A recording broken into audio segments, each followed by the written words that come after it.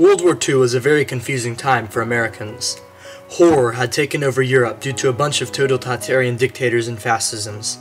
America saw this and recognized it as a potential threat but chose to ignore it to avoid the mistake of World War I. Eventually, the Japanese dragged us into war.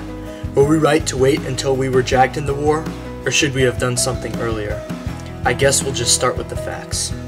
World War II originated in Asia when Japan and China were fighting over land.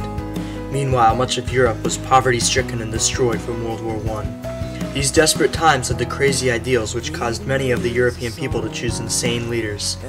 Hitler is the villain that everybody knows about, but many other countries had dictators and fascisms. Mussolini held a ruthless rule over Italy. He would kill his opposers, and Russia was another powerhouse in Europe, led by ice-cold, steel-tipped Stalin. The United States originally chose to isolate themselves from these events despite the atrocities, such as the Holocaust, that were going on. Eventually, Japan attacked Pearl Harbor in Hawaii and damaged our Pacific Fleet in an attempt to cripple our Navy so that we could not stop them. Instead, they just angered us, and we marched off to war against the Axis powers, which included Japan and Germany. We employed a strategy called island hopping, where we took over one island at a time until we reached Japan and take over by stopping all shipments of supplies. Eventually, we nuked Japan, which ended the war.